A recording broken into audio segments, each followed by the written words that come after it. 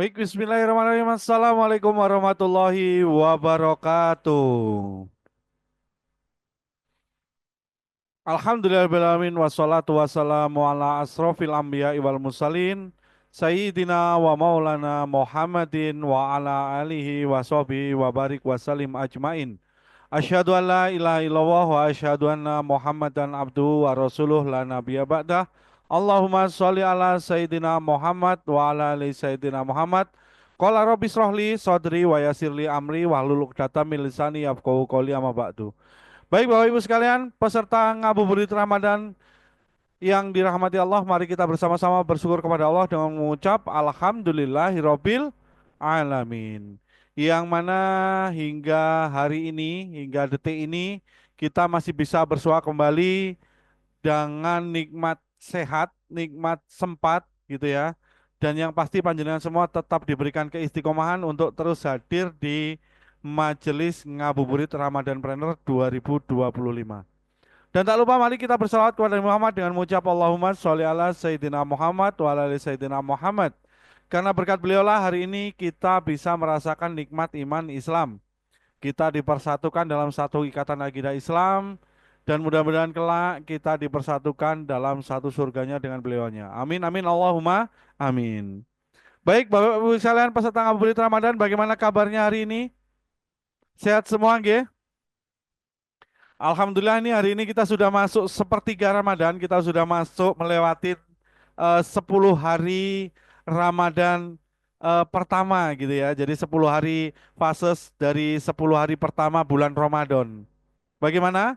Ngajinya sudah berapa kali khatam ini? Atau sudah berapa juz yang sudah dilewatin gitu? Boleh di-chatting ya sambil kita nunggu yang lain. Ini sudah ada beberapa peserta yang masuk ini.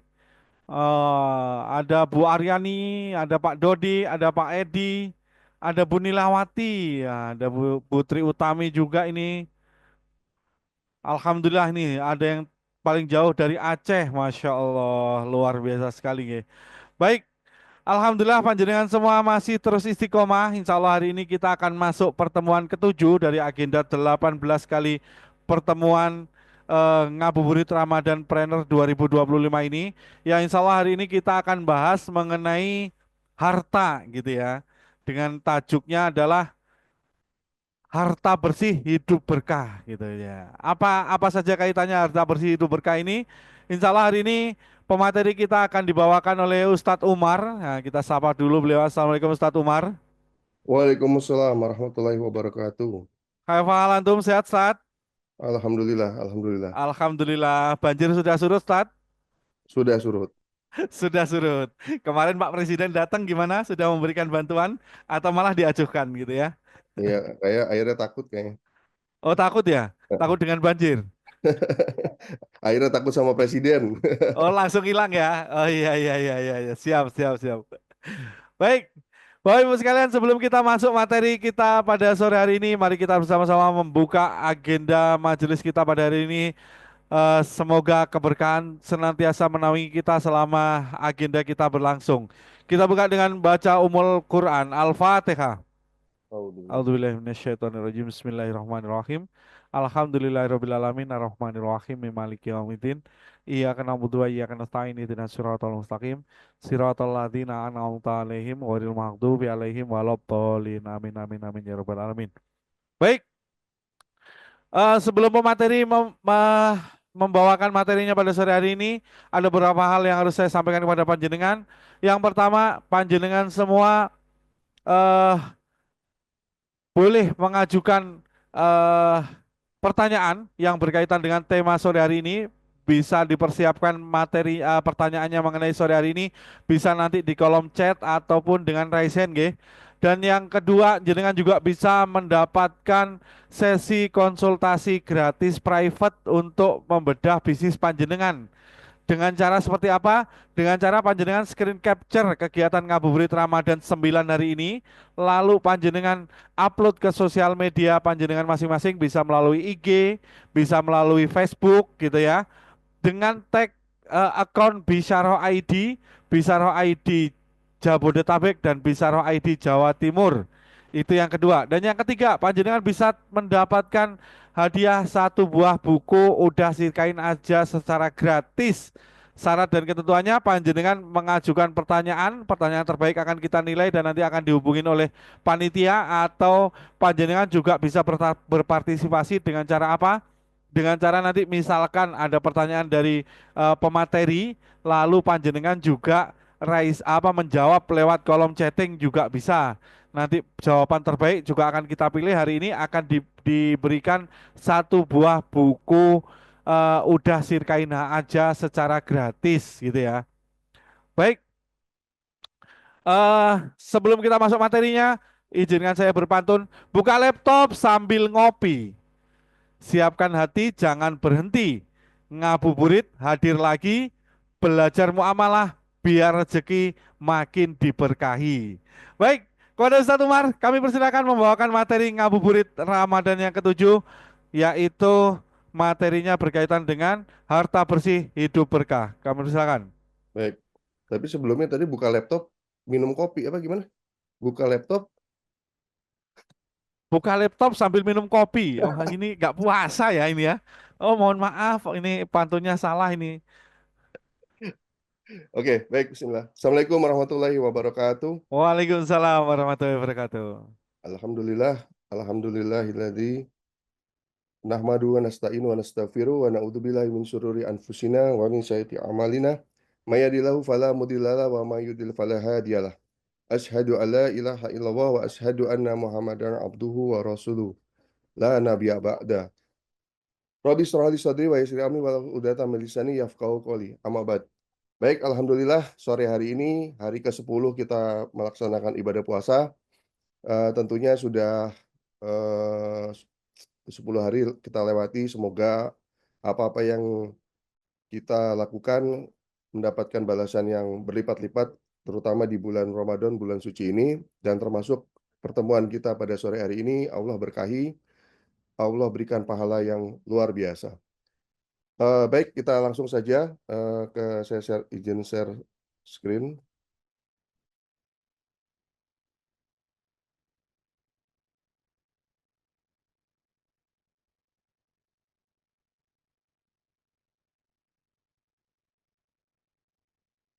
Terlihat jelas? Sudah kelihatan? Sudah, Sat. Baik, Sudah. bismillahirrahmanirrahim. Kita langsung seperti biasa kita awali dengan hadis yang insya Allah udah hari ke-10, insya Allah hafal ya, tentang keutamaan menuntut ilmu.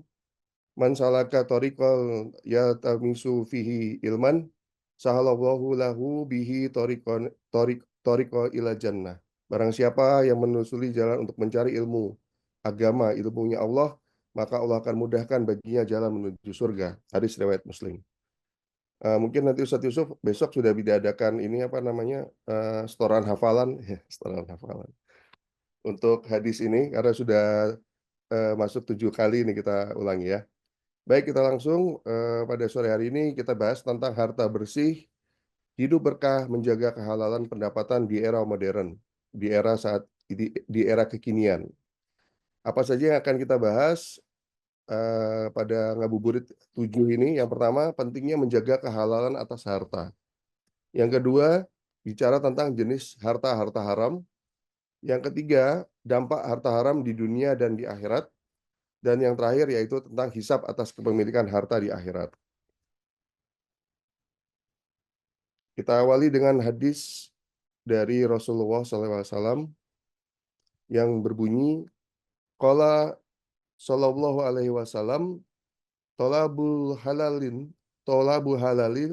wajibun ala kulli muslimin.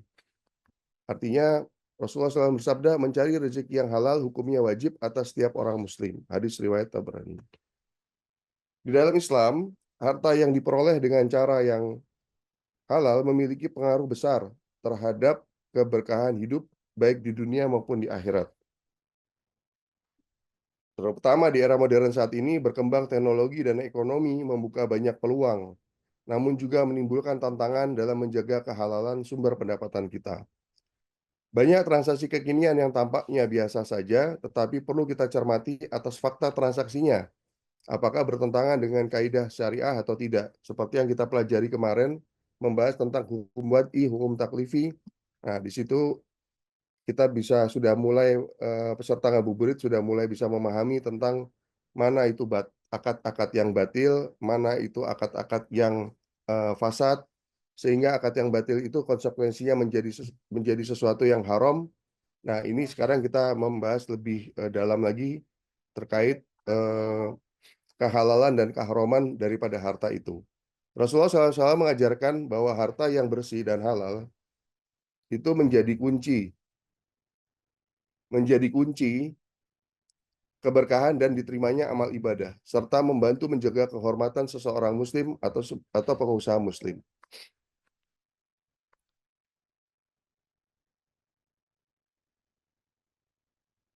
Pentingnya menjaga kehalalan atas harta, sebagaimana yang disampaikan oleh Al-Quran. Dalam hal ini Allah berfirman, Ya ayyuhalladzina amanu kulu min thayyibati ma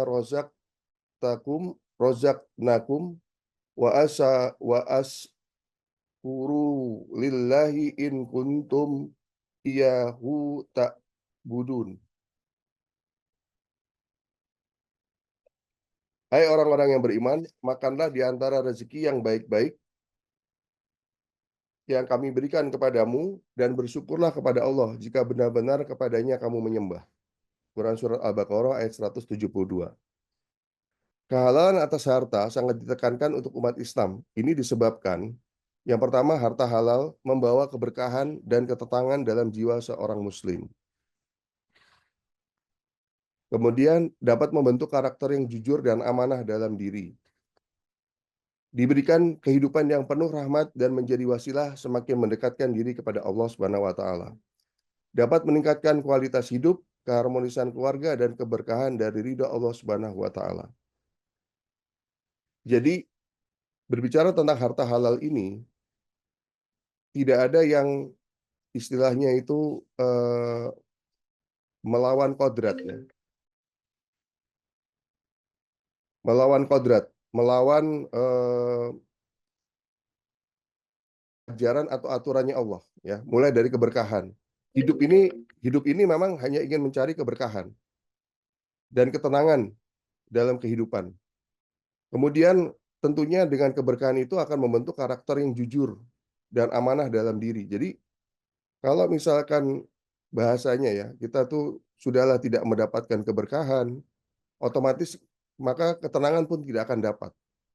Nah, ketika ketenangan itu tidak akan dapat, maka bagi kita akan sulit untuk berbicara apa adanya, dalam artian berbicara jujur, ya kan? Ketika sudah kita tidak bisa berbicara apa adanya, kita tidak bisa berbicara jujur, apalagi ketika ada orang ingin menitipkan amanah kepada kita, maka pasti akan sulit dan hampir bisa dipastikan tidak mungkin orang bisa atau kita bisa amanah atau kita bisa menjaga amanah dari orang lain.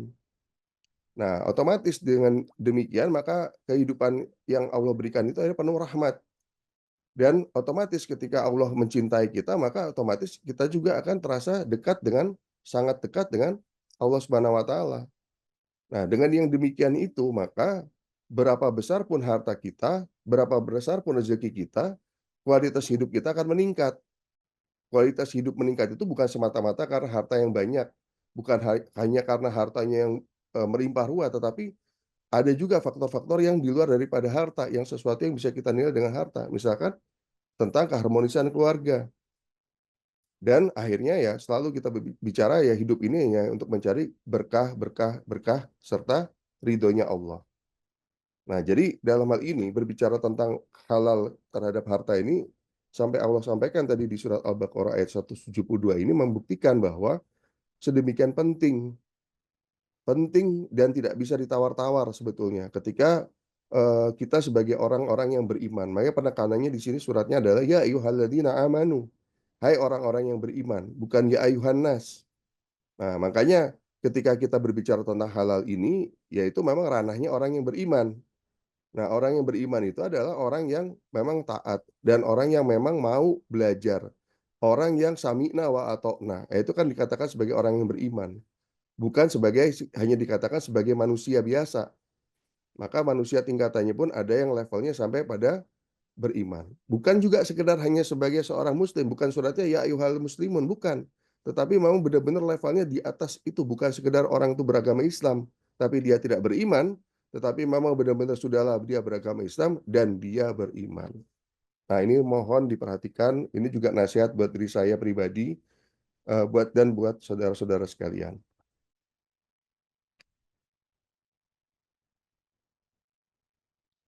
Berikutnya, kita masuk ke bahasan tentang dampak dari harta haram. Ya, kalau tadi kita bicara dampak dari harta yang halal, maka kita harus tahu dulu nih jenis-jenis harta haram. Dalam syariat Islam mengenal 3 jenis harta haram. Harta haram yang pertama itu harta haram karena zatnya atau li zatihi. Ya, jadi harta yang secara intrinsik diharamkan secara syariat Islam. Jadi kita berbicara benda itu memang sudah di dalamnya itu sudah terkandung ya, terkandung keharaman. Seperti dalam dalilnya di surat Al-Maidah ayat 3, Allah berfirman, A'udzubillahi minasyaitonirrajim, hurimat alaikumul mai maitatu. Maitatu itu berarti bangkai, kemudian wadamu itu berarti darah, kemudian walahmu. Walahmu itu daging babi, ya. Walahmu hinziri wama ahlil. Jadi lahmul hinjiri. Kemudian wama ah wama ah wama uhila liya liya apa? Li ghairi lahu bihi, yaitu daging hewan yang disembelih atas nama selain Allah. Wal mun wal mun qaniqatu wal mu wal mauqudatu wal mutaradiyatu wan nadiya wan natiya natihatu wa ma akala sabu'u ila ma zakitum. Ya, jadi yang tercekik, yang terpukul, yang jatuh, yang ditanduk dan diterkam binatang buas kecuali yang sempat kamu menyembelihnya. Nah, ini lebih spesifik memang kepada apa namanya, dalam harta haram jenis pertama ini bisa kita simpulkan atau bisa kita klasifikasikan di antaranya bangkai, daging babi, kemudian darah, kemudian binatang yang disembelih atas nama selain Allah. Nah, kemudian khamar, ya, di dalamnya ada kandungan yang diharamkan atau minuman keras. Untuk harta haram jenis pertama ini haram untuk dimanfaatkan, ditasarufkan itu dipindahkan, diberikan atau diperjualbelikan. Jadi diolah ya, istilahnya itu dimanfaatkan. Nah, solusi untuk harta haram jenis pertama ini cuma satu, yaitu dibuang atau dimusnahkan. Oke, itu yang jenis harta haram yang tipe pertama. Berikutnya, jenis harta haram tipe kedua, yaitu karena cara mendapatkannya, li ghairihi. Harta yang secara intrinsik adalah harta halal, akan tetapi didapatkan dengan cara melanggar syariat Islam. Jadi kalau yang tipe 2 ini basicnya asal muasalnya hukum asalnya benda ini halal. Tetapi cara mendapatkannya, cara memperolehnya itu melanggar syariat sesuai dengan firman Allah di ayat surat Al-Baqarah ayat 188. Wala taqulu amwalakum, ya. Wala ta, wala taqulu amwalakum bainakum bil batil. Watudlu biha ilal hukam litakulu fariqan min amwali annasi bil ismi wa antum ta'lamun. Jadi wala dan janganlah sebagian kamu memakan harta sebagian yang lain ya di antara kamu dengan jalan yang batil ya. Udah pada paham ya, kemarin saya sudah jelaskan tentang batil. Dan janganlah kamu membawa urusan harta itu kepada hakim supaya kamu dapat memakan sebahagian daripada harta benda orang lain itu dengan jalan berbuat dosa. Padahal kamu istilahnya kita sudah tahu eh, salah, tapi kita berusaha untuk mencari kebenaran dengan membawa perkara ini kepada hakim. Istilahnya kita mencoba untuk memanipulasi ya. Nah, dalam harta haram jenis kedua ini meskipun secara zatnya barang halal, akan tetapi cara mendapatkannya melanggar syariat. Contohnya antara lain dengan cara mencuri, dengan cara merampok, dengan cara menipu, ya melakukan penipuan. Kemudian dengan cara korupsi. Korupsi itu berarti kan ya bahasanya kalau di proyek itu di upping ya, di up apa namanya di misalkan harganya 1 juta kita upping sampai 2 juta misalkan seperti itu. Atau kemudian suap, kita menerima suap atau kita melakukan suap. Dan yang terakhir di sini kategori termasuk adalah perjudian. Nah, ini menarik memang hal-hal seperti ini nih dalam dunia modern saat ini ya, dalam dunia kondisi saat ini itu kalau bicara tentang eh, muamalah kontemporer ya, muamalah kontemporer yang contohnya misalkan kayak trading saham atau namanya tuh margin trading ya. Nah, itu istilah-istilah yang tampaknya kelihatannya seperti transaksi biasa ya, jual beli pasar uang, pasar modal itu tampaknya seperti transaksi biasa karena menggunakan istilah-istilah yang sama sekali berlaku istilahnya itu berlaku umum ya. Nah, padahal dalam faktanya transaksinya itu justru menimbulkan atau ada unsur-unsur perjudian.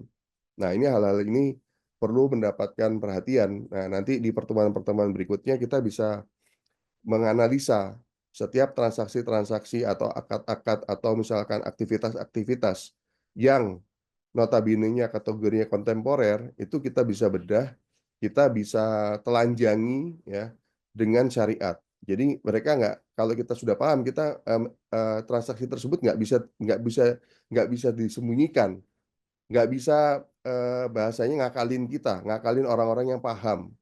Nah, langsung nanti kita bedah rukun syaratnya ketahuan, oh ternyata ini nggak sesuai dengan rukun dan syarat. Banyak nanti bicara tentang asuransi, bicara tentang PT dan kemarin sempat kita bahas. Nah, itu semua melanggar daripada hukum syariat. Nah, untuk harta haram jenis kedua ini haram untuk dimanfaatkan dan haram untuk ditasarufkan. Jadi kalau tadi sebelumnya itu solusinya dibuang atau dimusnahkan, tapi kalau ini dikembalikan kepada pemilik. Saya ambil contoh ya, misalkan kita melakukan apa namanya kecurangan atau misalkan kita melakukan penipuan ya, maka berapa besarnya itu ya, itu yang harus dikembalikan kepada pemilik, ya. Tidak lebih dan tidak kurang. Nah, itu yang tipe kedua. Nah, sekarang kita masuk kepada tipe yang ketiga. Nah, tipe yang ketiga, harta haram karena muamalah yang haram. Jadi harta yang secara intrinsik halal, harta halal, tetapi didapatkan dengan muamalah yang melanggar syariat Islam. Ya, jadi dalilnya antara lain Rasulullah SAW bersabda, la yadkhulul jannah sohibul maks.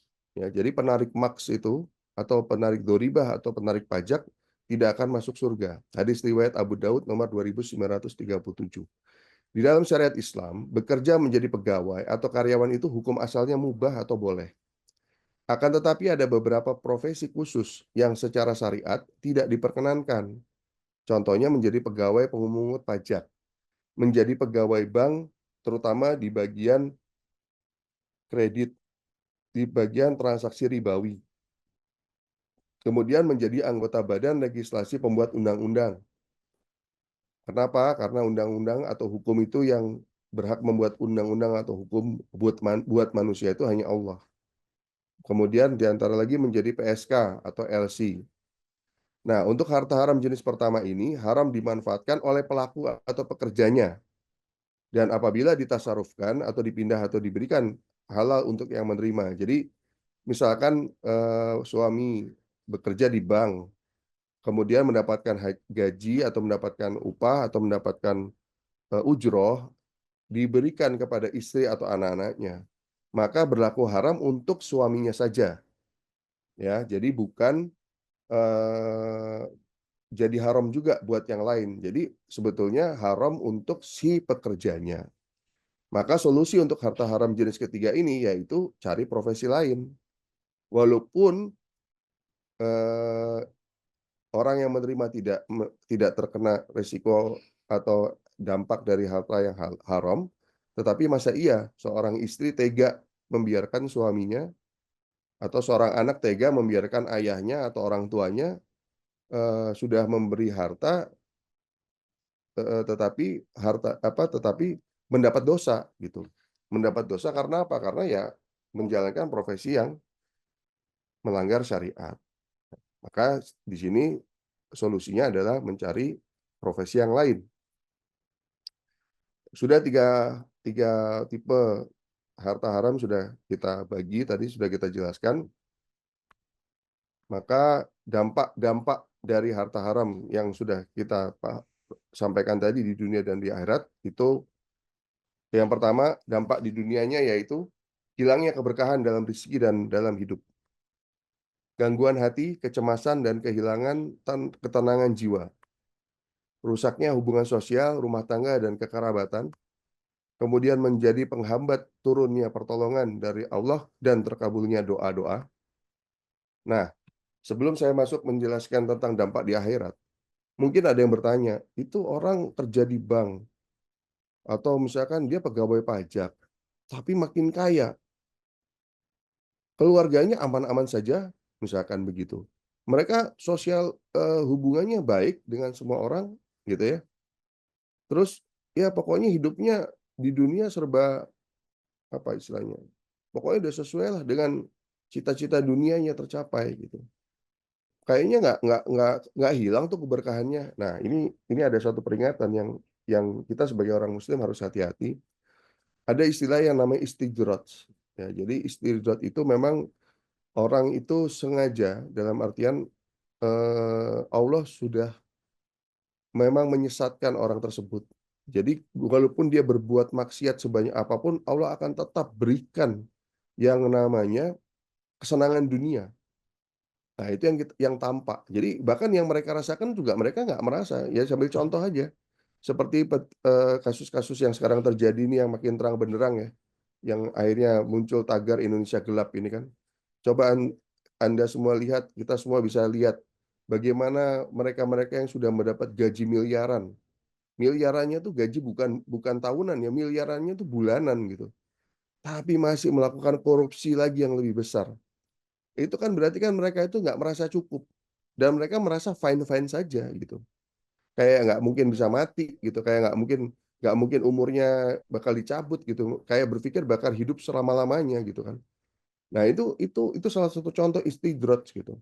Dan ketika pun nanti misalkan mereka ditangkap dan akhirnya bisa bergeliat, maksudnya bisa bersiasat gitu ya, bisa bayar sana, bayar sini gitu ya, sampai akhirnya mereka yang harusnya dipenjara mungkin atau harusnya dihukum mati ternyata cuma dipenjara 1, 2, 3 tahun. Ah, itu makin membuat mereka pede lagi gitu. Makin merasa bahwa wah ini gue lama-lama jadi Tuhan ini kalau begini caranya. Semuanya beres kok di tangan gue gitu kan, di tangan saya gitu kan. Nah ini yang Allah sudah sampaikan, bahkan saya jelaskan di sini tadi hilangnya keberkahan. Nah ini hanya bisa dirasakan sama orang-orang yang beriman. Tapi bagi orang-orang yang sudah disesatkan tadi, yang sudah istilahnya tadi diistidrojkan oleh Allah, mereka nggak akan merasakan itu. Dan itu saya kira akan sulit ya ketika ketika sadarnya yang demikian itu memang karena seperti yang kalau kita belajar di masalah akidah gitu ya. Allah itu memberikan kepada manusia itu akidah itu ada tiga, apa namanya, hidayah, maaf. Hidayah itu ada tiga. Yang terakhir itu namanya hidayah taufik gitu. Nah, hidayah taufik itu lawannya ya istidrak tadi. Jadi ketika orang itu memang sudah melanggar, sudah jauh dari syariat, maka yang terjadi adalah kesesatan.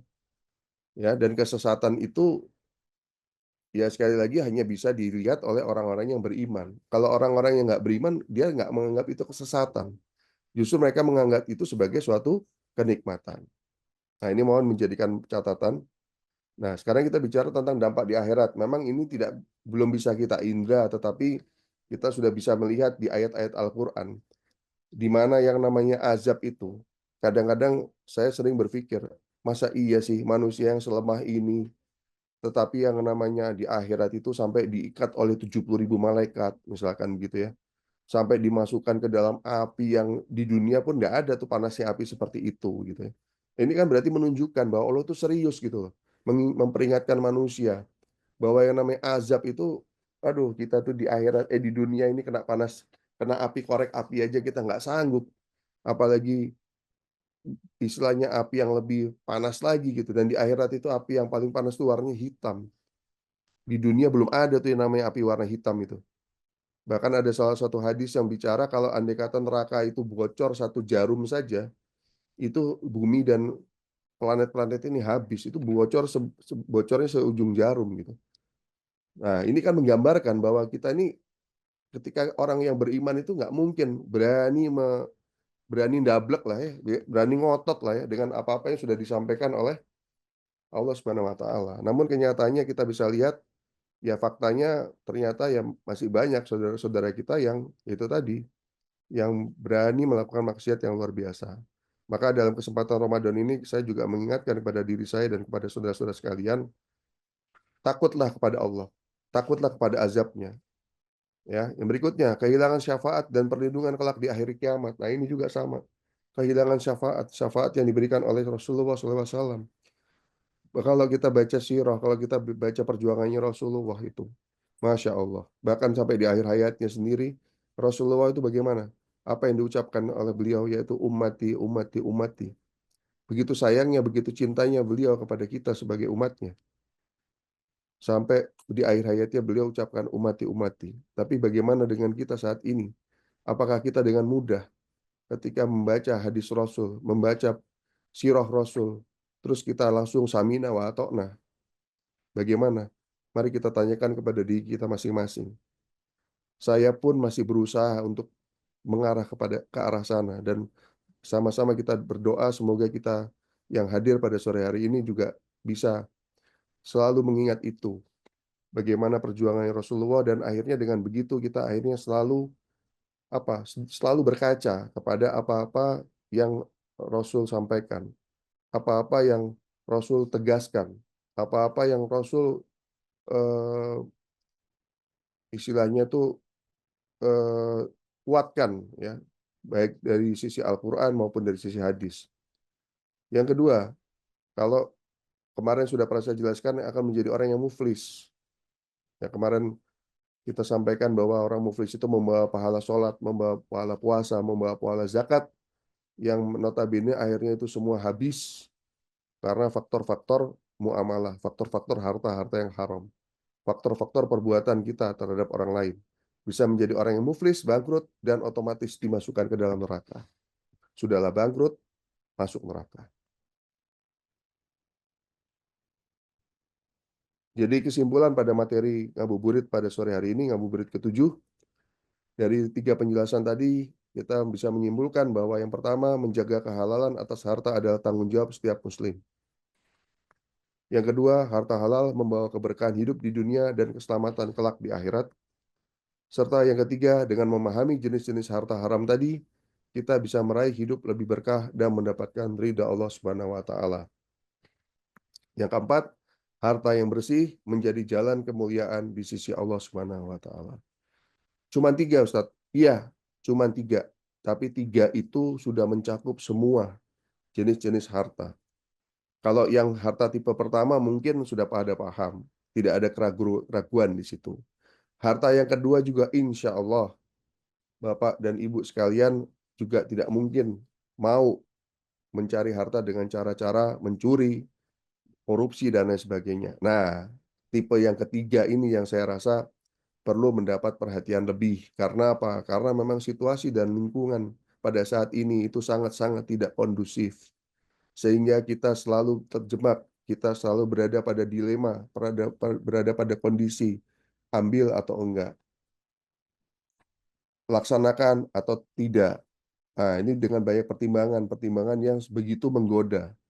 Nah, oleh karenanya penting sekali lagi saya tekankan di sini keimanannya. Nah, keimanannya sudah bagus, sudah kokoh, nah, diperkuat dengan ilmu, ilmu yang nanti akan terus bertambah di sepanjang ngabuburit hingga akhir di ngabuburit ke-18. Itu saja yang mungkin bisa saya sampaikan pada kesempatan sore hari ini. Silakan saya kembalikan kepada Ustadz Yusuf. Terima kasih. Oke, baik, jazakallahu khair Ustadz Umar atas materinya sore hari ini, ya. Materi mengenai harta bersih hidup berkah gitu ya. Apa materinya korelasinya dengan materi yang kemarin pekan lalu? Jadi pekan lalu panjenengan semua sudah diberikan dasar-dasar kenapa harus bermuamalah sesuai syariat. Dan pada hari ini panjenengan dilengkapin lagi berkaitan dengan harta gitu ya. Banyak dari kita mungkin sudah menyadari gitu ya terkait dengan harta-harta haram. Karena kenapa? Karena pastinya kita nggak berkenan dengan harta-harta haram itu ya. Terutama harta haram yang kategori satu dan kategori 2. Ini panjenengan semua pasti tidak berkenan gitu ya. Apalagi dengan yang dikatakan tadi kalau saya bisa menganalogikan seperti ini mungkin. Jadi kalau misalnya di tengah jalan, jenengan lagi dalam perjalanan, lagi haus, lagi lapar, di tengah jalan hanya ketemu satu warung gitu ya. Dan di warung itu hanya menjual minuman keras dan daging babi. Pasti panjenengan semua tidak akan mau minum dan tidak akan mau makan meskipun kondisinya lagi haus dan lapar karena masih bisa ditahan. Lalu jalan lagi ke depan, ada yang nawarin handphone murah misalkan. Tapi di handphone murah itu ditawarin ternyata jenengan tahu bahwa itu handphone curian. Panjenengan juga mungkin akan menolak dengan barang itu gitu ya. Lanjut lagi perjalanan lagi, makin jauh, makin jauh, makin jauh. Di tengah jalan jenengan dapat telepon. Halo, selamat sore Bapak atau Ibu. Kami dari si Abang A mengatakan menyampaikan bahwa pengajuan kredit panjenengan diterima gitu. Yang keluar apa? Pertama kali dari mulut kita pasti keluarnya Alhamdulillah. alhamdulillah gitu ya. Padahal ini yang aneh nih kan kita. Kalau ditawarin dengan homer, ditawarin dengan daging babi, kita pasti paham menolak itu karena itu adalah harta haram tipe pertama. Ditawarin handphone murah karena tahu itu curian, mungkin kita juga masih menolak karena itu juga harta haram tipe 2. Tapi begitu kena harta haram tipe 3 yang karena muamalah haram, kita malah bilangnya alhamdulillah. Kadang nggak sedikit dari orang-orang itu tetangga kita mungkin malah ngadain syukuran gitu. Kenapa? Karena KPR-nya di-approve gitu. Ada nggak ya kira-kira orangnya di sini nggak ada kali ya? Orangnya nggak hadir di sini insya Allah ya. Baik, sebelum kita masuk sesi tanya jawab Bapak Ibu sekalian, izinkan saya memberikan beberapa informasi.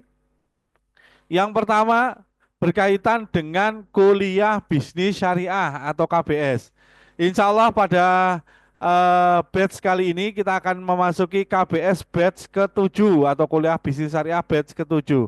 Yang KBS atau kuliah bisnis syariah ini insya Allah sampai dengan hari ini sudah memiliki lebih dari 500 orang alumni yang sudah belajar di kuliah bisnis syariah ini. Yang secara silabusnya dibuat silabusnya itu berurutan sesuai dengan muamalah-muamalah yang panjenengan butuhkan dalam bisnis panjenengan. Yang insya Allah KBS itu akan berlangsung selama 6 bulan atau 12 kali pertemuan, yaitu 2 pekan sekali.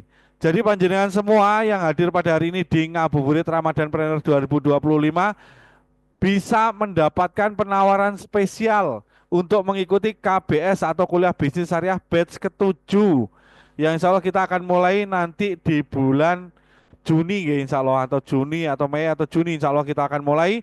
Panjenengan bisa mendaftar dari sekarang. Untuk mendapatkan penawaran spesialnya, panjenengan bisa capture penawaran ini di agenda ngabuburit Ramadan pada 2025 ini, capture lalu bisa nanti dikirimkan ke admin untuk mendapatkan biaya spesial untuk mengikuti kuliah bisnis syariah yang ketujuh.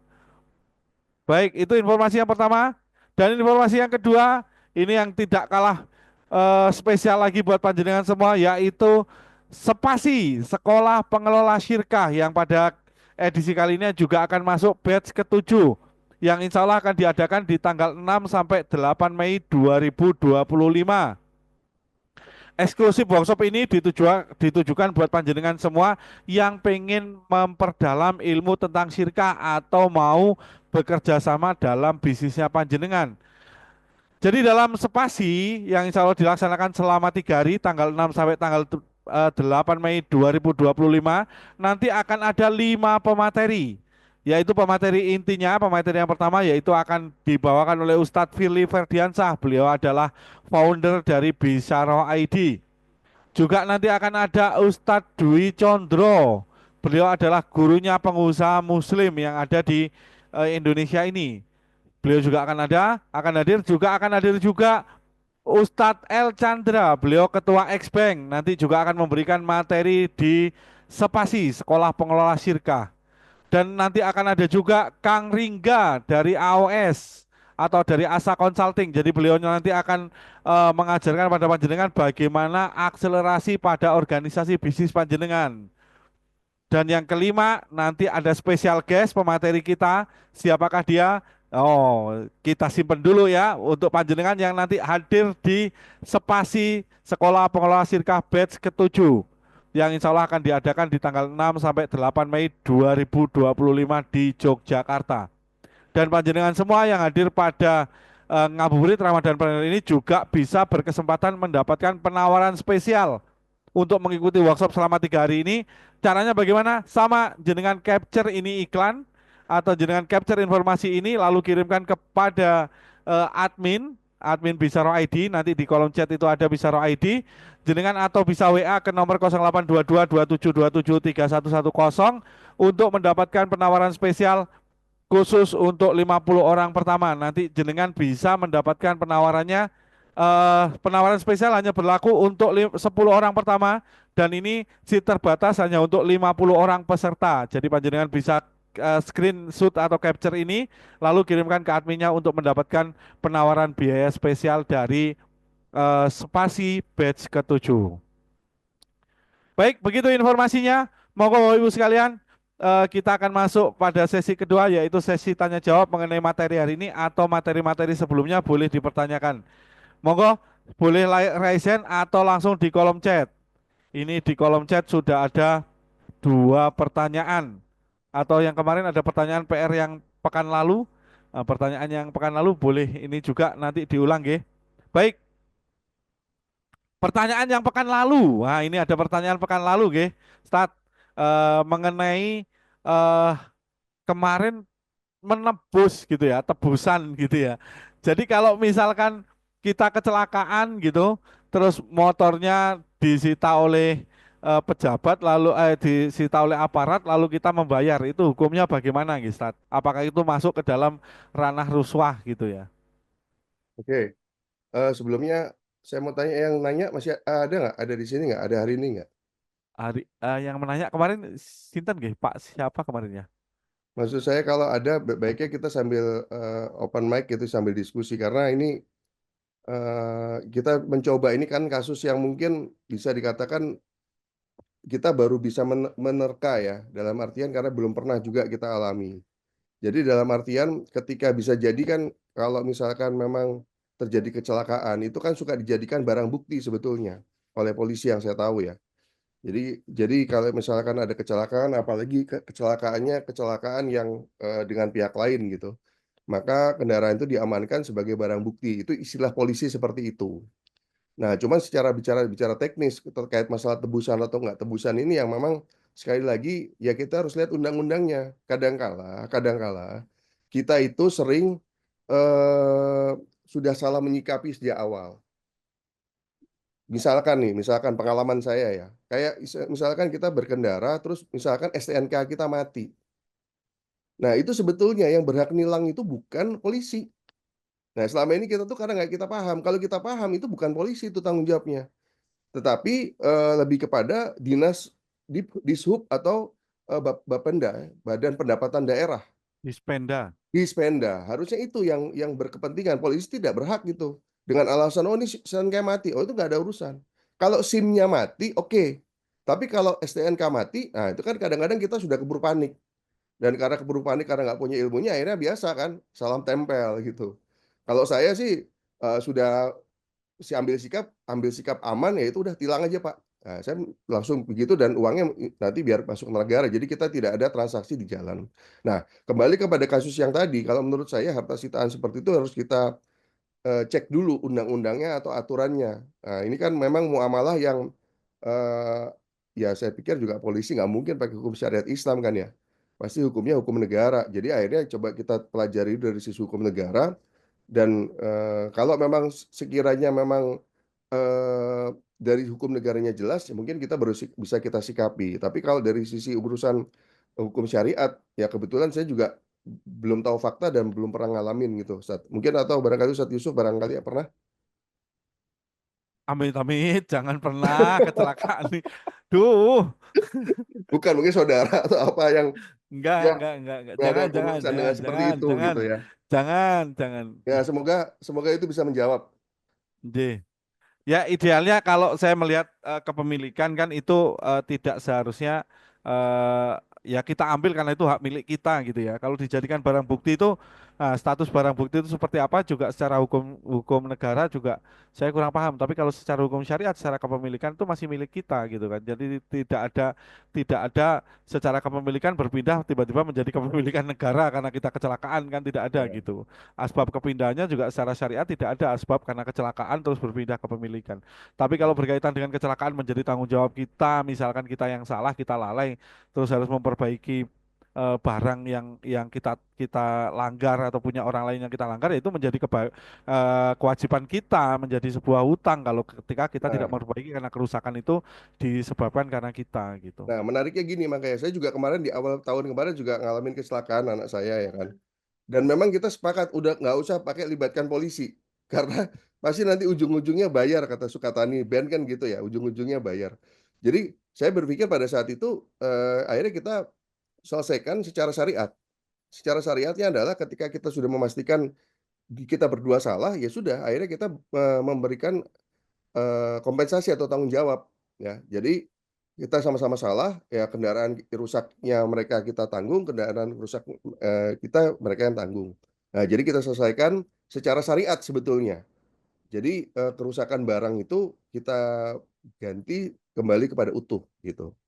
Nah, itu pengalaman terkait kalau masalah itu. Tapi ya amit-amit yang benar Ustadz Yusuf bilang sebisa mungkin jangan deh sampai terjadi kecelakaan yang akhirnya mesti melibatkan pihak-pihak itu deh. Intinya gitu. Ya, terima kasih. Oke, Itu saya catat. baik gitu ke. Yang kemarin penanyanya Pak siapa ya? Kemarin saya lupa kalau nggak salah dari Jogja penanyanya. Baik, Pak pertanyaan Goha, berikutnya. Ya, iya kemarin yang bertanya Pak Goha dan ini orangnya sudah Oh, masuk ini. oh iya betul Pak Goha. Kalau nggak salah kemarin yang bertanya Pak Goha. Pak Goha udah masuk belum ya? Udah ini saya sendiri. Oh, Masya oh, Allah. Tapi namanya ganti ya Pak? Hah? Namanya Berarti ganti ya? siapa? Hmm, oh masih Goha Goha Oh, YK. oh iya iya iya iya. Iya. Ngapunten ngapunten Pak Goha nggih. Siap. Gitu nggih Pak Goha.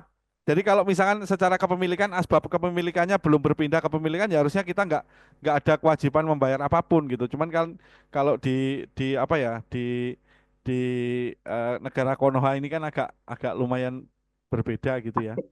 ini agak ribet ini tetap harus bayar ini masalahnya ini. Tapi nggak ikhlas kan soalnya kan. Oh, Pak Jadi Goha siap. pengalaman ya? Pengalaman Pak Goha? Saya pengalaman beberapa teman-teman banyak yang pengalaman begitu Ustaz. Oh, iya iya iya. Nah, Malah Ya itu teman-teman kalau kalau sebaiknya sih menurut saya nggak jangan ikhlas Pak. Nanti ada perhitungannya di akhirat. oh gitu ya. Ada Allah. Iya iya iya. Itu kan bagian dari kedoliman. Kalau jenengan ikhlas kan sama kayak gini. Saya ikhlas kok bayar pajak ya wis gitu nggak ada hitungannya nanti. Oh. Ya, ya siap Ustaz. J. Matur nuwun. Siap, J. Pertanyaan berikutnya dari Pak Edi Hariawan, Sumedang. Ada harta yang diperselisihkan keharamannya seperti rokok. Bagaimana hukumnya? Sementara oleh MUI dihukumi makruh. Tapi di Arab Saudi dihukumi haram. Sementara banyak dari kami yang sangat tidak tahan asap rokok. Jika asapnya ditelan dan baunya tidak ada, kami tidak masalah. Jika dihukumi makruh, bagaimana dengan hasil jual belinya? Oke, Pak, siapa I- yang tanya? Ini Pak Edi, ranah ranah ini nih. ini Ini juga ranah kita, sama. ranah perdebatan Ini ini. ini bisa diskusi juga kalau mau ini ya. Jadi yang pertama, Pak Edi ini, Pak Hadi ya? Pak Edi ngerokok nggak Pak Edi? Sepertinya enggak. Pak Edi? Enggak, Mbak. Enggak, Pak Oh, Ustadz. nggak Enggak. ngerokok ya. Enggak Oke. ngerokok. Nah, memang perdebatan, ada yang berbicara makruh, ada yang berbicara sampai pada kondisi haram. Saya meyakininya dari kita bicara tentang hukum asalnya dulu. Hukum asal bendanya itu adalah mubah, ya, tembakau itu tidak dikatakan haram. Tetapi memang ada pertimbangan ya tadi sifatnya mengganggu. Jadi sebetulnya kan kalau bicara mengganggu atau nggak mengganggu tergantung. Makanya apalagi sekarang pemerintah misalkan menyediakan tempat khusus area merokok misalkan seperti itu. Ya, jadi memang kita tidak bisa segampang itu menghukumi itu sebagai haram. Ya kalau memang di Arab Saudi saya kurang paham pemerintah di sana haram apa mungkin karena di Arab Saudi nggak ada tembakau ya. Cuman kan kalau di daerah kita daerah Temanggung itu kan petani-petani tembakau banyak dan tidak ada masalah sebetulnya dengan masalah itu gitu. Jadi kalau terkait masalah hukumnya itu makruh dari hasil jual belinya juga nggak bisa karena barang yang diperjualbelikan sebetulnya kategorinya mubah. Nah, jadi batasan makruh itu ya lebih kepada kondisi yang memang ketika kita tinggalkan kita dapat pahala, ketika kita gunakan juga kita nggak berdosa. Jadi sebetulnya ya kembali lagi tinggal mau dipilih yang mana gitu. Seperti itu masalah hukum rokok. Kita tidak sampai menyatakan itu haram karena bendanya sendiri itu tidak terkategori benda yang haram. Demikian Pak Edi. Ya, Ye, Ustaz, gitu berapa nggih, sama tambahan? Pak Edi, gitu nggih. Jadi dikembalikan ke hukum asal benda nggih. Hukum asal benda asal fil asya al ibahah malam yalid dalilul tahrim. Jadi hukum asal atas sebuah benda itu mubah atau boleh, kecuali ada dalil yang mengharamkan. Makanya tadi sebenarnya kalau berkaitan mengharamkannya terkait rokok ini berkaitannya adalah kalau misalkan begini, terindikasi misalkan panjenengan sakit tapi masih maksa merokok dan akan menjadikan asbab rokok itu menjadi buat panjenengan kesehatannya makin memperburuk.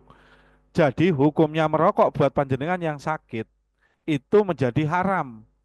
Karena kenapa? Menjadi asbab panjenengan sakitnya tambah parah dan itu bisa mengarah kepada kategori membunuh diri dan itu akan menjadi haram buat panjenengan.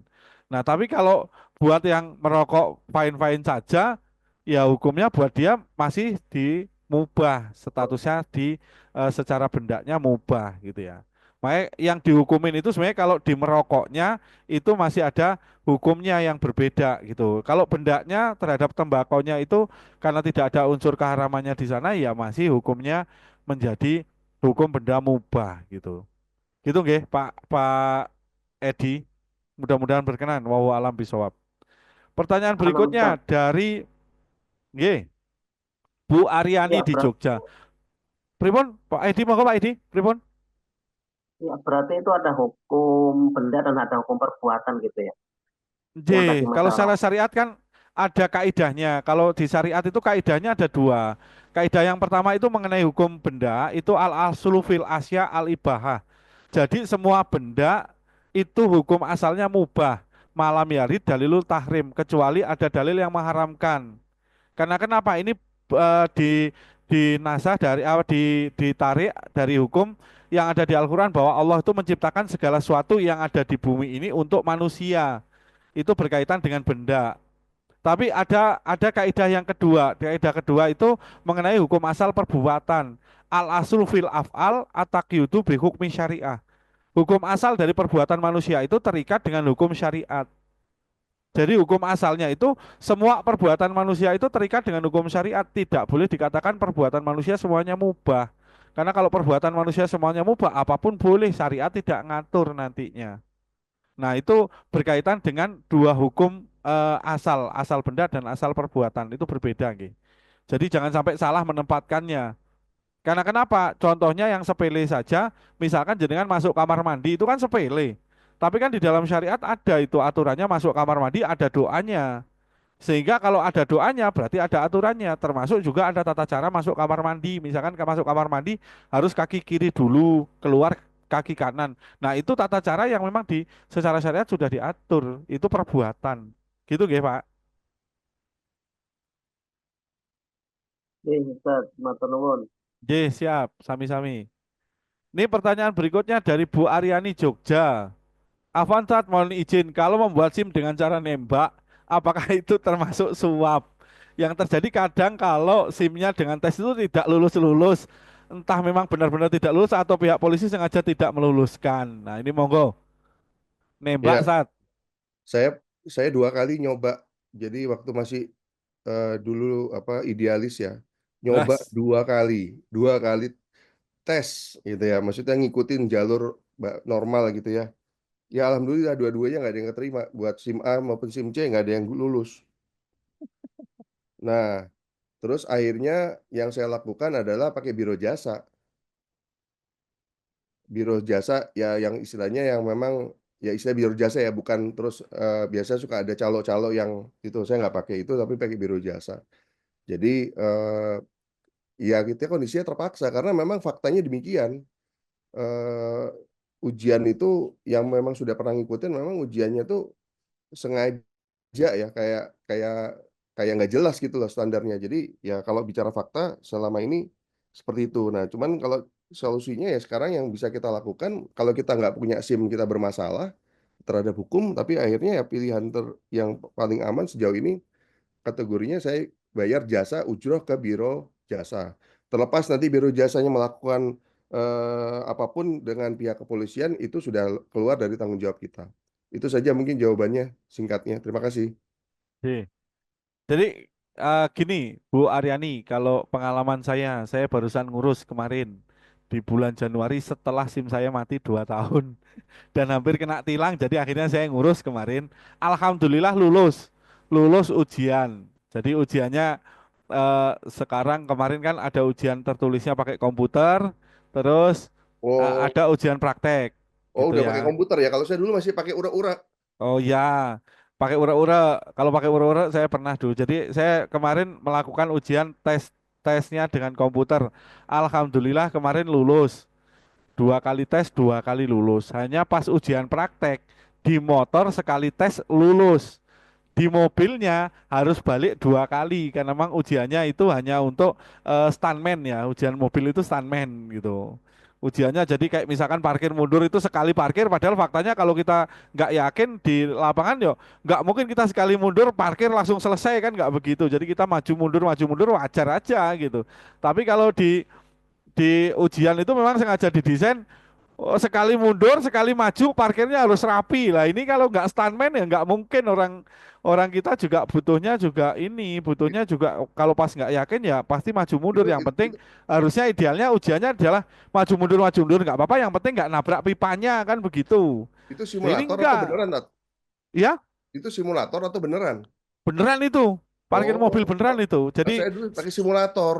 oh enggak, saya kemarin tuh ujiannya langsung pakai mobil itu dua Oh, kali nggih pengalaman jadi 2 kali termasuk yang ujian kalau yang ujian parkir itu yang saya agak keberatan tapi kalau yang ujian praktek misalkan tanjakan harus berhenti di tanjakan terus kita main setengah kopling dan itu mungkin akan kita hadapin di lapangan pada saat ujian dan idealnya itu kita harus bisa gitu dan itu sah-sah saja ujian itu tapi kalau ujian yang sekali parkir selesai itu mungkin yang buat saya agak nggak masuk akal tapi alhamdulillah kemarin 2 kali ujian lulus gitu ya dan lulus sah saya ujian lulus punya SIM uji kalau SIM mantap. awal saya dulu nggak ujian gitu ya tapi baiknya jadi kalau misalkan jenengan lewatnya adalah nyogok memberikan upah terhadap polisi dan itu berkaitan dengan jabatan beliau atau posisi beliau atas eh, posisi yang diembannya itu bagian daripada suap gitu. Jadi kalau misalkan melalui biro jasa dan biro jasanya pun meskipun kita tahu biro jasa itu juga nyuap ya itu urusannya dia tapi yang penting kita sewa biro jasa secara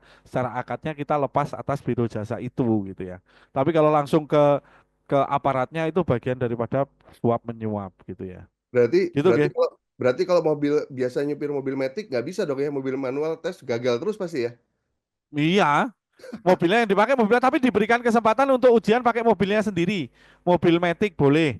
Tapi lebih Oh, susah nanti akhirnya. Saya akhirnya kemarin pakai mobilnya beliau. Saya ngetriknya adalah setelah saya hari pertama gagal, hari kedua saya tidak ngambil ujian yang nomor pertama. Saya ngelihat ujian yang sebelum-sebelumnya. Jadi saya pelajarin dari orang-orang yang sebelumnya.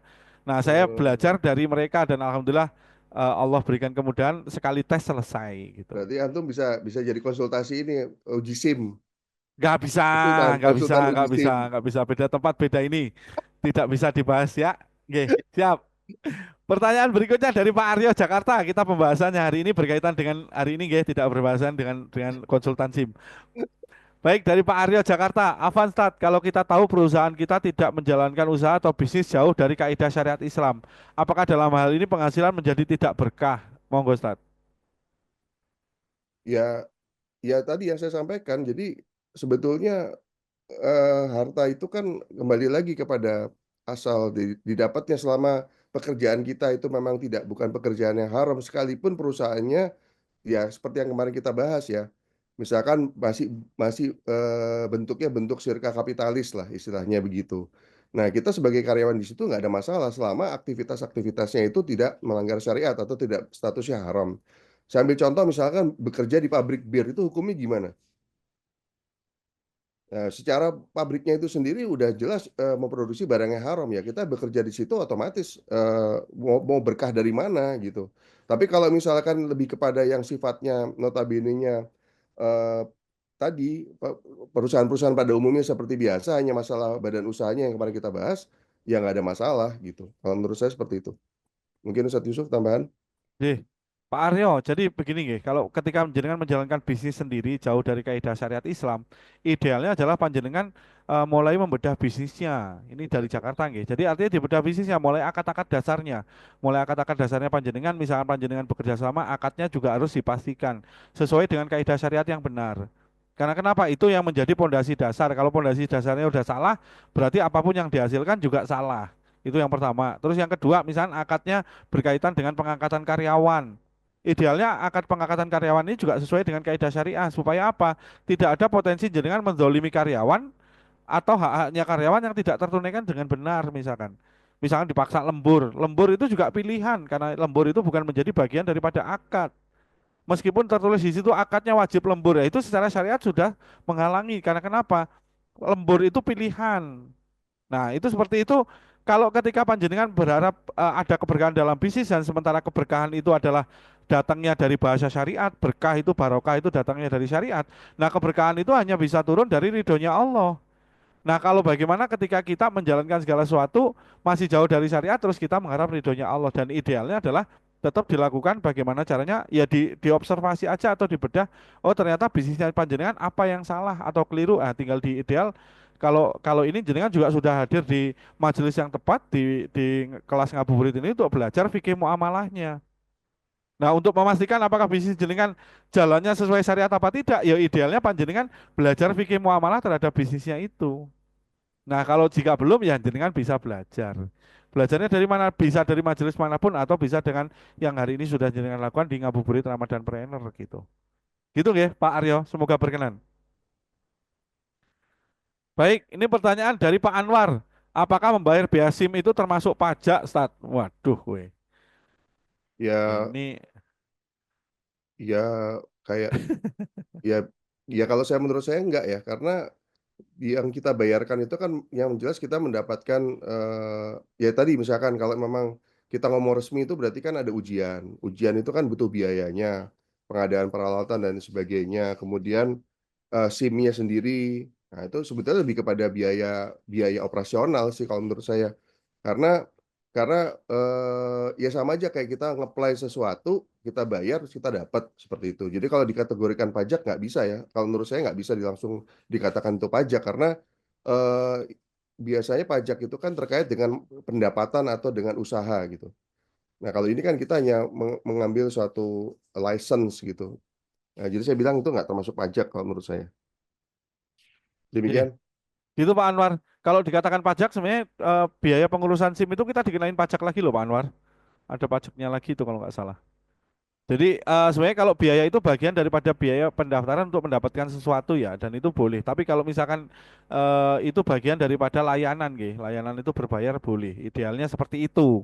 Tapi kalau berkaitan dengan negara pripun, nggih, nanti mungkin ada Ustadz Fili yang bisa melengkapi berkaitan Ada. dengan pajak ini. Ada Ustadz Fili ini. Ustadz Fili mana Ustadz Fili? Oh, enggak ada. Itu, nggih. Sementara Pak Pak Anwar, Ibu Khoirunisa, ada ujian psikotes, nggih, ada ujian psikotesnya, gitu. Terus ini ada pertanyaan dari Pak Rosi. Kalau riswah kan kesepakatan di luar akad. Kalau cashback yang diberikan ke individu bukan ke panitia, hukumnya gimana Ustadz? Misalnya yang ngasih cashback ke kepala atau ketua panitia. Monggo. Kasih cashback ya. Saya kurang paham detailnya gimana ya tuh. Soalnya bisa ini Oke, saya bantu. Saya bantu. gimana? Siap.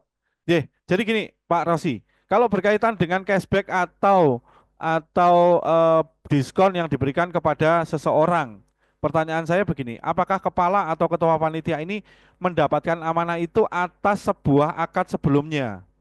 Contoh, misalkan beliaunya adalah kepala sekolah atau ketua panitia dari sebuah lembaga sekolah, gitu ya. Nah, lalu dia mengadakan sebuah kegiatan, misalnya kegiatannya dia adalah studi tour.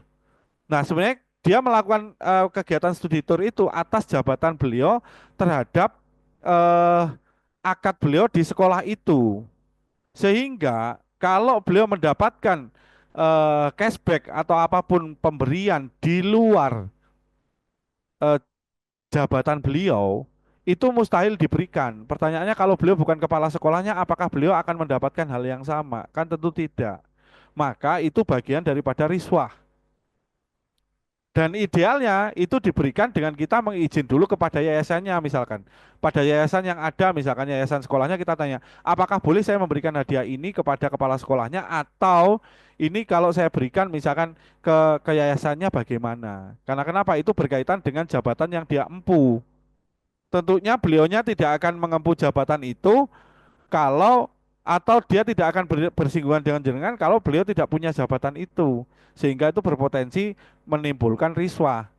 Jadi riswah itu bukan hanya kesepakatan kita berkaitan dengan atas atas jabatan beliau untuk mempengaruhi kita, tidak. Misalnya kita berikan sesuatu di luar haknya beliau karena beliau sudah berakad atas atas sebuah akad lainnya, lalu kita memberikan, itu sangat berkaitan dengan riswah. Atau Kalau berkaitan dengan ketua panitia, misalkan ketua panitia ini dalam sebuah rombongan, nah itu kan sebenarnya dia ditunjuk atas rombongan itu. Nah itu juga hal yang sama. Kalau misalkan rombongan itu mengetahui misalkan cashback itu apakah mereka semua di rombongannya itu juga berkenan. Nah itu juga harus dipastikan juga. barangkali Ustadz Rosinya atau Pak Rosinya bisa open mic, barangkali dia bisa jelaskan Oke, contohnya monggo Pak realnya. Rosi. Pripun Pak Rosi? Oke, Ustaz. Gini misalnya, Ustaz. Ini kan ada beberapa teman itu selalu bertanya ke saya gitu loh, Ustaz, ya. Kalau saya tak sampaikan kalau ngasih ke kepala yang nggak boleh gitu. Itu tak gitu kan, Ustaz. Hanya saja kan mereka ngiyel aja. Kasusnya gini, Ustaz. Kadang di sekolah itu ya di sekolah Ustaz ya. Kadang di sekolah itu memang ada panitia sendiri. Ya, ada panitia sendiri Ustaz. Ada panitia sendiri, bukan KS jadi panitia boten. Hanya saja KS itu kadang minta Ustaz gitu. Mana bagian saya, Mbak? Gitu. Gitu Ustaz. Tak sampaikan enggak ada karena ketika saya ngasih ke jenengan itu nggak boleh Pak. Hukumnya haram tak gitu kan Ustaz.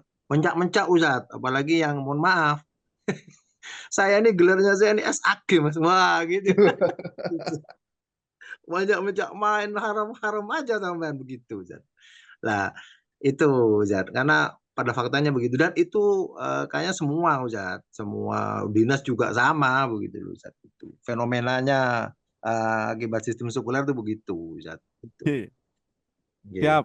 Berarti ini kan berkaitan dengan jabatan, Ge. Kalau berkaitan dengan jabatan itu, apalagi gini, berkaitan KS itu kan kepala sekolah misalkan, walaupun dia bikin kepanitiaan, tapi pesertanya adalah murid-muridnya dia. Pertanyaan saya, kalau dia bukan kepala sekolah, muridnya mau ikut nggak? Dapatnya. Nggih Zat. Iya benar-benar itu. Nah, kalau simpelnya begini saja, kalau itu ditanyakan balik ke beliau, oke, atas jabatan jenengan saya tanya, kalau misalkan ini bukan murid-muridnya jenengan, kira-kira mau ikut nggak mereka?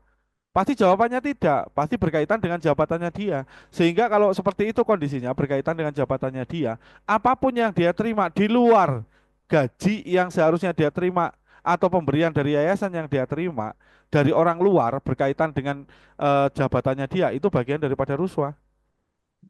Oh gitu. Maka dalilnya pakai dalil riswa itu Zat ya. Jadi dalilnya yang dipakai ruswa karena kenapa? Ini berkaitan dengan jabatan beliau.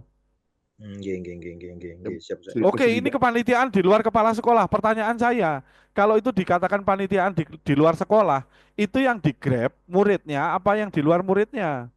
Kalau jawabannya dia muridnya, ya berarti nggak bisa dilepas. Nggih, nggih, Kecuali Zat. beliau bikin kepanitiaan RT. Nah, itu kan untuk dia urusannya di RT. Ya urusannya Nggih. dia sendiri. Kalaupun di RT pun juga sama. Kalau dia ditunjuk, pertanyaan saya, misalkan dia membentuk di RT, dia minta 100 ribuan untuk wisata misalkan. Lalu ternyata orang di RT-nya itu tahu kalau ada cashbacknya 10 ribu per orang. Sehingga warganya itu pasti mintanya sebenarnya dia pengen bayar 90 apa 100. Warganya pasti ditanya mintanya bayar berapa? 90 kan? 90. Iya 90 pasti mintanya toh. Berarti kan kalau Nggih. ada 10 ribu ke dia itu bagian daripada ruswa. Nggih, nggih, Nah, nggih, nggih. Tat, gini, Nah gitu. kalau solusinya gini gimana, Tat? Yang kita kan ini kan tetap bicara minta ya kan, bicara minta. Terus kita kasih, ya udah saya kasih buat ke sekolahnya. Nah sekolah itu kan ada yang menaungi yayasan. Nah iya, jadi Ya diberikan. idealnya disampaikan dulu ke yayasan. Nah, kalau memang harus ngasih, oke kita kasih ke yayasan, misalkan kayak Iya, gitu. jadi kalau misalkan sekolah ya tadi misalkan solusinya gimana Pak Rosi? Oke, kepala sekolahnya minta, oke saya kalau minta ini saya berikan ke sekolah atau yayasannya. Tapi masalahnya kalau sekolahnya negeri piye? Kan berarti ke dinas pendidikan. Iya, Makin saya panjang penting. kan? Ya. Iya, Iya, bener. makin Nggih, Zat. panjang nantinya. Kalau dirunut satu persatu naik ke atas makin panjang gitu. Nggih. Diajak ngabuburit aja kepala sekolahnya. Ah, Iya. gitu ke? Nggih, Zat, nggih, Zat, nggih, Zat, nggih. Berarti Ya, pakai dalil riswa itu Zat ya, nanti tak J sampaikan. itu bagian daripada ruswah itu. Wes pokoknya kalau berkaitan kan tidak mungkin beliau bisa dilepaskan dari jabatan beliau atas jabatan yang beliau empu kan tidak bisa dilepaskan itu. Kalau Nggih. jawabnya paling simpel begini, jawabnya paling simpel gini. Kalau jenengan langsung ngomongin masalah apa namanya masalahnya kalau ngomong ini dosa dia ngomong saya ini SAG ya udah simpelnya gini. Saya itu pengen sekali ngasih jenengan. Tapi masalahnya jenengan ini punya jabatan di sana dan saya nggak mau nanggung dosanya ini. Kalau jenengan nggak mau pakai pakai jasa saya, ya wis nggak apa-apa, cari yang lain aja. Insya Allah diganti yang lebih baik. Karena saya punya pengalaman begitu. Ada partner saya di Balikpapan ngomong begitu kepada Total. Habis itu proyeknya nggak berhenti itu. Ngalir terus ya. Berkah ya. Iya, karena pada saat Ya, itu ternyata Total mencari eh, vendor-vendor yang memang jawabnya Tapi seperti itu, itu gitu kan. Idealnya Zat. gini loh, saya tuh pengen sekali memberikan jenengan ini atas atas cashback ini ke jenengan, tapi masalahnya ini Allah nggak redo dengan ini gitu, udah gitu aja.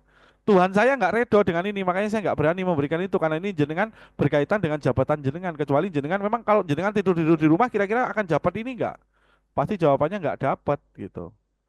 Nah itu iya. kalau dalilnya kalau mau diambil tuh sebenarnya ada dari hadisnya sabda Nabi itu yang berkaitan dengan eh, pemungut zakat Zakat yang ambil ambil diberikan zakat. hadiah gitu kan pada saat itu. Ini zakatku, ini hadiahku gitu kan.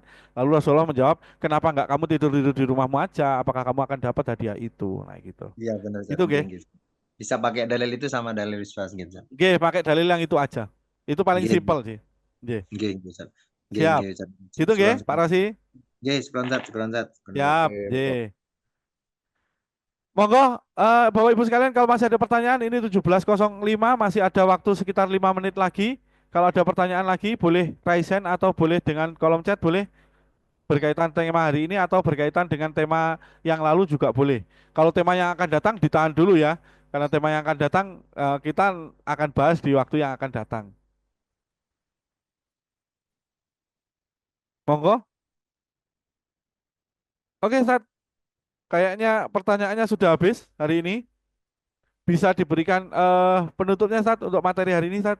Ya, sekali lagi saya ingatkan 3 hal atau 3 jenis harta haram tadi. Insya Allah yang pertama dan yang kedua, Bapak-Bapak, Ibu sekalian sudah mafhum, sudah paham. Nah, yang tinggal yang ketiga, karena contoh-contoh kayak tadi riswah misalkan atau yang tadi berkaitan dengan jasa. Nah, hal-hal ini yang memang sekali lagi dampaknya sistem yang belum Islam. Jadi dampaknya sistem Barat ini memang begitulah modelnya. Jadi kita ini sebagai umat Islam yang mayoritas ini nggak berdaya sama sekali ya. Karena itu tadi, karena ya sekali lagi tidak ada yang menaungi kita sehingga akhirnya ya kondisinya seperti ini. Tetapi jangan khawatir, dengan kita belajar maka kita bisa menentukan sikap ya yang terkait dengan masalah harta haram jenis ketiga. Itu saja yang bisa saya sampaikan pada kesempatan hari ini. Terima kasih.